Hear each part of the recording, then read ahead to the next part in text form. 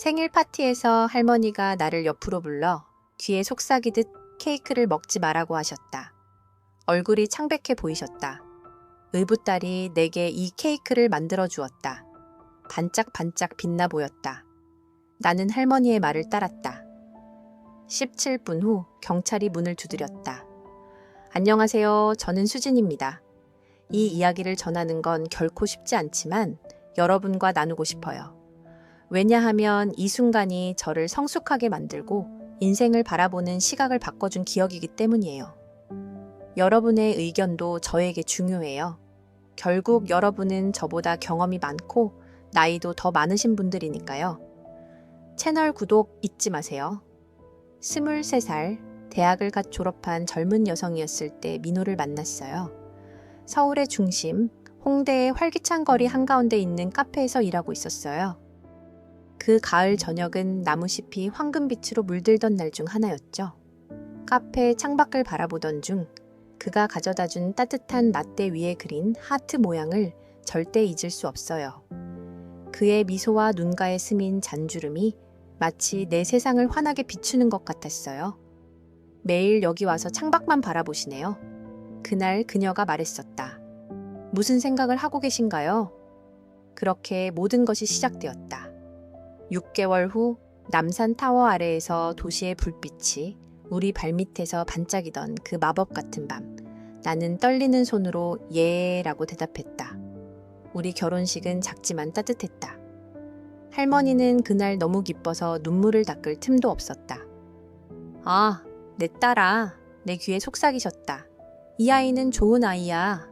잘 지켜라. 민호는 정말 초췌한 남자였다. 아침마다 내게 키스로 깨워주고 저녁에 퇴근할 때면 꼭 작은 선물을 가져왔다. 가끔은 꽃, 가끔은 내가 좋아하는 떡볶이. 결혼한 지 2해 만에 우리 작은 딸 혜진이 세상에 나왔다. 민호가 그녀를 바라볼 때 그의 눈빛에 담긴 그 사랑스러운 빛을 보면 내 마음은 항상 사랑으로 가득 찼다. 혜진이 겨우 2살이었을 때 내 인생은 순식간에 뒤집어졌다. 민호는 그날 밤 늦게 차 키를 들고 집을 나섰었다. 어머니가 병이 나셔서 응급실로 데려가야 했다.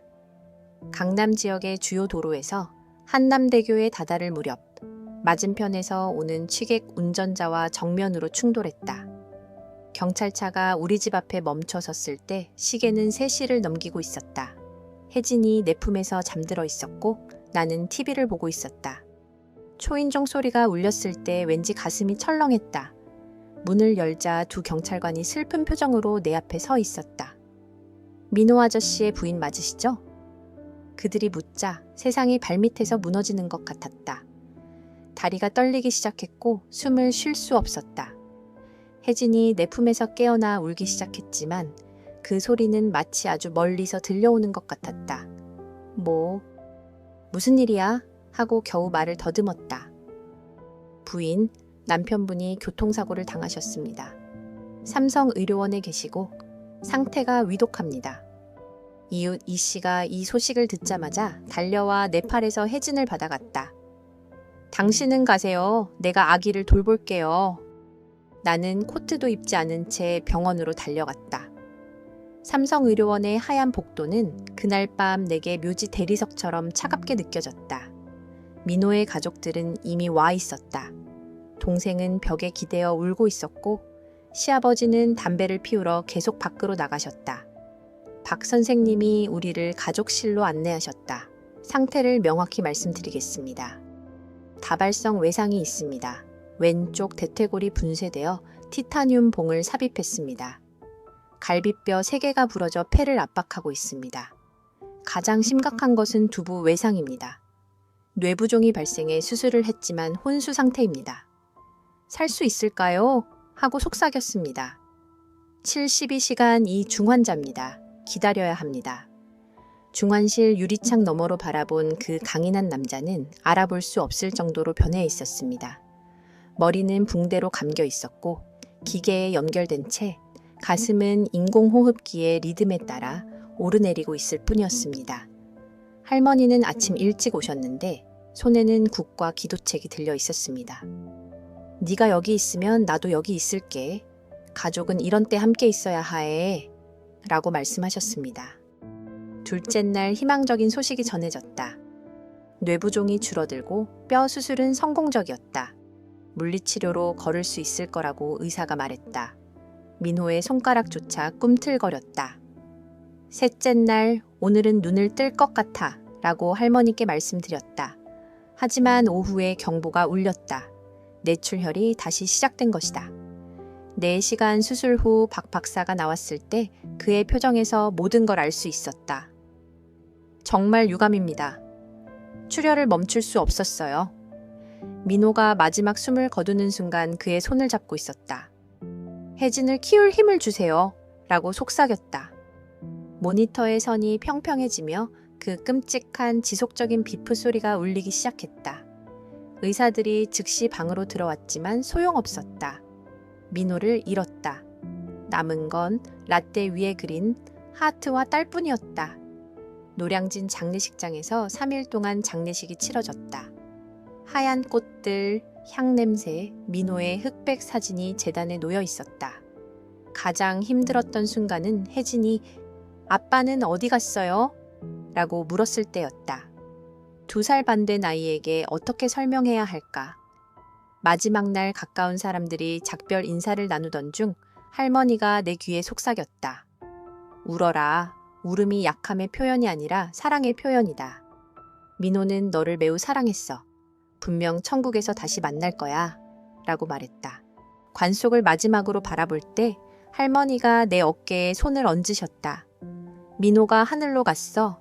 거기서 널 기다릴 거야. 하지만 넌 여기서 혜진을 위해 살아야 해. 넌 엄마야. 강해져야 해. 그날 밤 집에 돌아왔을 때 할머니는 내게 특별한 혼합물로 만든 차를 주셨다. 이 차는 마음을 진정시켜.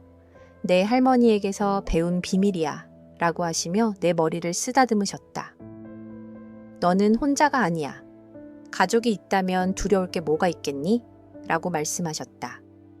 그 순간부터 나는 할머니가 얼마나 소중한 분인지 깨달았다. 그분은 단순히 나이 드신 할머니가 아니었다. 가족의 기둥이자 지혜, 의지할 어깨였다. 그 후 4년은 마치 악몽 같았다. 혜진은 자라면서 질문을 던지고 아빠를 찾았어요. 나는 매일 밤 조용히 울었죠. 집이 너무 텅 비어 있어서 가끔 민호의 목소리가 들리는 것 같았어요. 그가 일하는 카페를 자주 찾았어요. 우리 첫 대화가 오갔던 그 테이블에 앉곤 했죠. 아마도 거기에 있을 때면 그에게 더 가까이 있는 기분이 들었나 봐요. 모르겠지만 거기에 있는 것만으로도 내게 평안을 주었다. 이 과정에서 할머니가 내게 가장 큰 힘이 되어주셨다. 80세라는 나이에 혜진을 보러 오실 때마다 그에게 동화를 들려주시고 전통적인 자장가를 불러주셨다. 수진아, 넌 강한 아이야. 이 어려움도 이겨낼 거야. 하지만 잊지 마. 가족이 항상 가장 중요하다는 걸. 하지만 다른 가족들은 할머니에 대해 별로 만족하지 않았어요. 제 동생 재욱은 항상 할머니를 요양원에 보내는 게 더 나을 거야. 너도 이미 충분히 힘들잖아. 라고 했어요.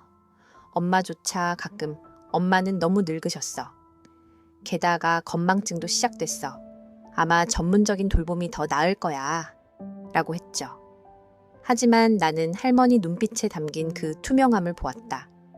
그녀는 다른 사람들이 생각하는 것처럼 약하지 않았다.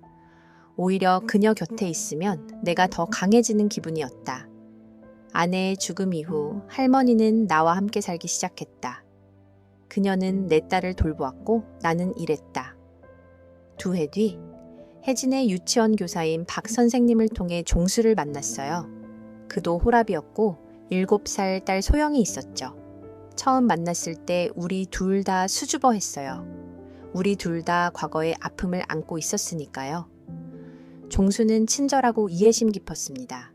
서서히 서로에게 익숙해지고 우리 아이들도 서로를 사랑하기 시작했습니다. 1년 후 그는 청혼했습니다. 당연히 받아들일 생각이었죠. 하지만 제게 한 가지 조건이 있었습니다. 물론 할머니였습니다. 그분과 헤어질 수 없었어요. 그분은 제 공주님이자 수호천사였습니다. 함께 살기로 동의한다면 라고 말했습니다. 그는 제 말을 마치기도 전에 동의했습니다. 이번에는 더 소박한 결혼식을 올렸습니다. 할머니도 여전히 그곳에 계셨는데 이번에는 눈빛에 기쁨과 걱정이 동시에 담겨 있었습니다. 이번에는 더 조심해라, 내 딸아 라고 결혼식 날 제 귀에 속삭이셨습니다. 때로는 사람들이 보이는 대로가 아닐 수도 있다고. 저는 그 말에 별로 신경 쓰지 않았습니다. 종수는 좋은 사람처럼 보였고 우리 둘 다 새로운 삶을 시작하기로 결심했으니까. 그런데 할머니는 왜 그런 말을 하셨을까? 그렇게 우리는 5 식구의 새 가족이 되었다. 종수, 나, 4살 난 혜진, 7살 난 소영, 그리고 당연히 할머니. 할머니를 위해 작은 방을 마련했다. 처음 며칠은 모든 게 아름다워 보였다. 종수는 일하러 가고 나는 아이들을 돌봤다. 소영은 착하고 똑똑한 아이였지만 그녀의 눈빛에는 뭔가 있었다. 마치 항상 무언가를 재고 계산하는 듯했다. 혜진과 소영의 나이 차이는 3살이었지만 소영은 때로 훨씬 더 성숙하게 행동했다. 수진 엄마라고 부르는데 금방 익숙해져서 나를 진짜 엄마처럼 안아주곤 했다. 하지만 가끔, 특히 혜진을 안을 때면 그녀의 눈빛에서 그 차가운 시선을 포착하곤 했다. 수년간 나는 그녀에게 혜진보다 더 많은 관심을 기울이려 노력했다. 결국 나는 그녀에게 의부서먼이었고 그녀가 내게 익숙해져야 했기 때문이다. 아침마다 먼저 그녀의 머리를 따주고 아침을 준비하며 학교 가방을 점검했다. 저녁에는 잠들기 전 그녀에게 동화를 읽어주고 이마에 입을 맞추곤 했다. 소영아, 오늘 학교는 어땠어? 친구들은 뭐 하고 있니? 하고 물으면 그녀의 눈이 반짝였다. 수진 엄마, 당신은 진짜 엄마보다 훨씬 더 좋아요. 그분은 저를 이렇게까지 사랑해 주신 적 없었어요. 라고 말하곤 했다. 이 말들은 나를 기쁘게도 하고 슬프게도 했다. 하지만 시간이 지날수록 소영의 사랑에 대한 갈증이 결코 가시지 않는다는 걸 깨닫기 시작했다.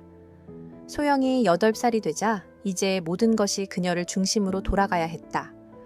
혜진과 놀고 있으면 꼭 끼어들며 나도 놀고 싶다고 했다. 저녁 식사 때 혜진이 무언가를 이야기하면 그녀는 더 큰 이야기를 지어냈다.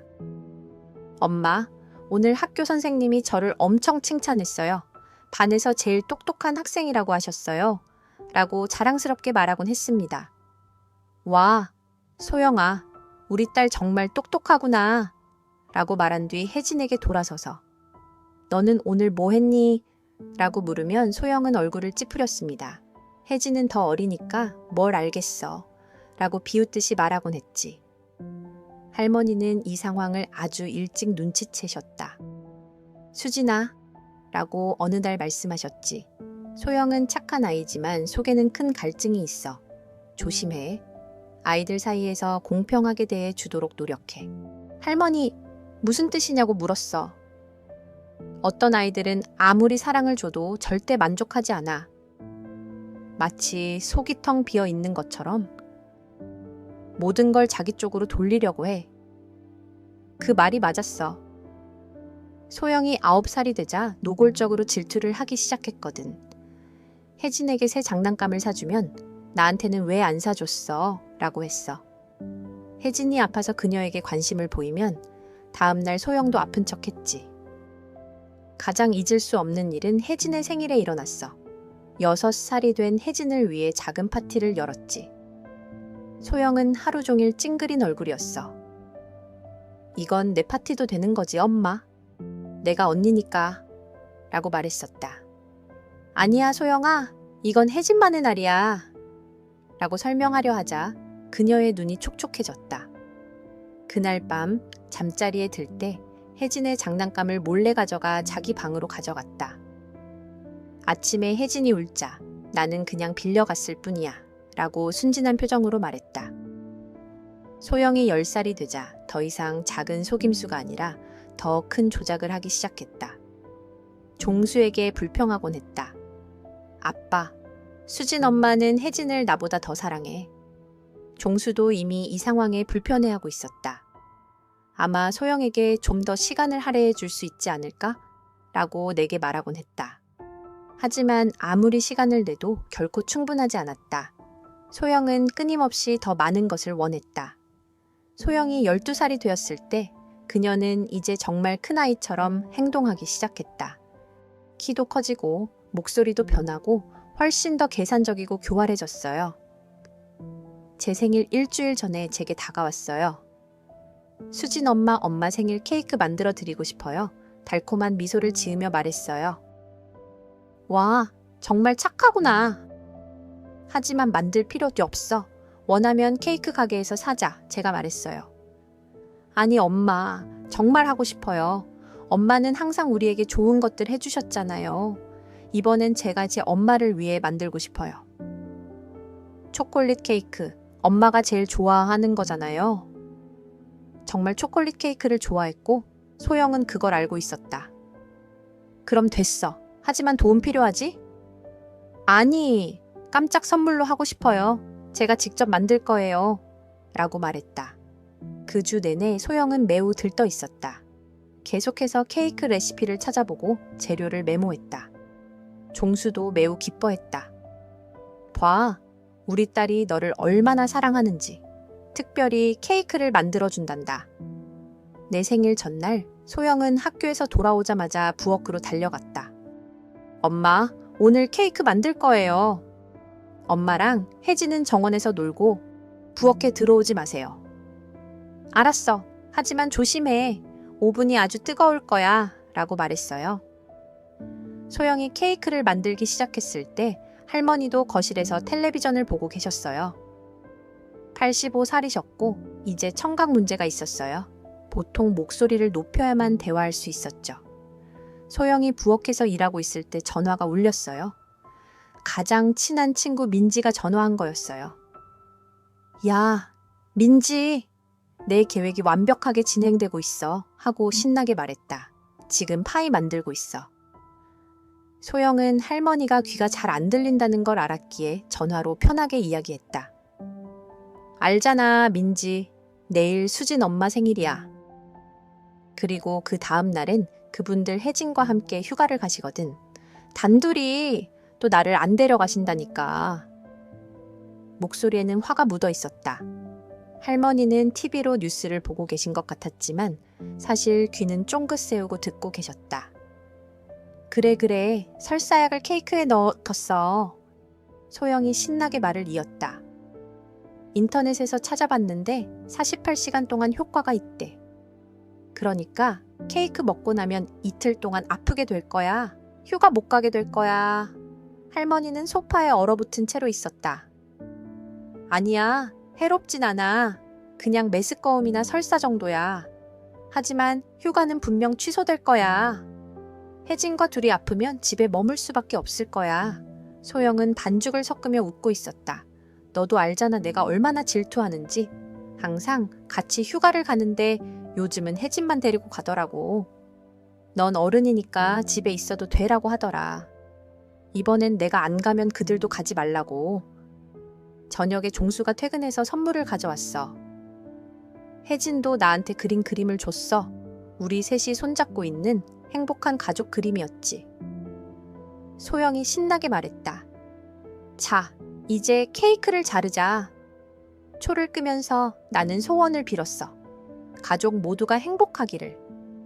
소영이 케이크를 자르려고 칼을 잡자마자 할머니가 갑자기 일어섰다. 수진이 진지한 목소리로 말했다.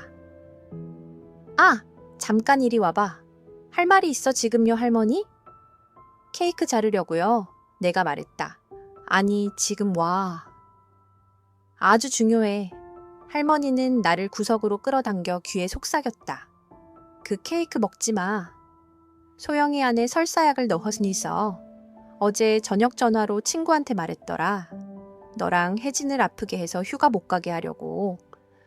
세상이 무너지는 것 같았다. 뭐? 정말이야? 아주 확실해, 딸아. 내 귀로 직접 들었어. 잠깐만 하고 나는 식탁에 앉아있던 사람들에게 말했다. 바로 경찰에 전화와 했다. 긴급 상황이라며 당장 와달라고 했다. 종수와 소영은 어리둥절해하며 우리를 바라보았다. 무슨 일이야? 하고 종수가 물었다. 20분 후 두 경찰관이 왔다. 상황을 설명했다. 소영의 얼굴이 새하얗게 질렸다. 이 케이크는 실험실로 가져갈 거라고 경찰관이 말했다. 분석 결과는 내일 받게 될 거야. 소영이 떨리는 목소리로 나는 그냥 이라고 말하려 했지만 경찰관이 손으로 입을 막았다. 다음 날 결과가 나왔다. 경찰관이 전화로 연락했다.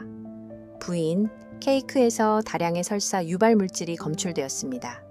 이 양은 심각한 위장 장애를 일으킬 수 있다고 합니다. 종수는 얼굴을 손으로 가렸다. 내 딸이 어떻게 그런 일을? 경찰관이 와서 소영과 이야기했다. 얘야, 네가 한 일은 매우 심각해. 사람을 독살하려는 시도로 간주될 수 있어. 소영이 울기 시작했다. 저는 그저 그들이 휴가를 가지 않길 바랐을 뿐이에요. 이건 가족 내에서 해결하는 게 더 적절합니다. 라고 경찰관이 말했다. 하지만 딸이 벌을 깨닫게 하려면 원하신다면 1시간 정도 겁을 줄 수 있습니다. 종수는 고개를 끄덕였다. 네, 부탁드립니다. 소영이 깨달아야 해요. 경찰이 소영을 유치장으로 데려갔다. 여기서 10년 동안 있을 거야. 라고 경찰관이 진지하게 말했다. 소영은 패닉 상태로 울고 있었다. 안 돼. 나 후회해. 다시는 안 할게. 1시간 후 소영이 다시 데려왔다. 눈이 부어오르고 떨며 우리를 바라보고 있었다. 엄마 하며 나에게 안겼다. 정말 미안해. 내가 정말 나쁜 짓을 했어. 사실 엄마랑 혜진을 사랑해. 그냥 너무 질투했어. 왜 소영가? 내가 널 한 번도 뒷전으로 밀어낸 적 없는데 하며 그녀의 머리를 쓰다듬었다. 알아. 하지만 혜진이 너와 특별한 시간을 보낼 때면 나는 소외감을 느꼈어. 이제 누구도 질투하지 않을게. 약속해. 이 사건 이후 소영은 많이 변했다. 혜진과 더 잘 지내게 되었고 내게도 더 솔직해졌다. 이 무서운 경험이 그녀에게 큰 교훈이 되어 가족의 소중함을 깨닫게 해주었다. 구독하는 걸 잊지 마세요. 다음 영상에서 뵙겠습니다.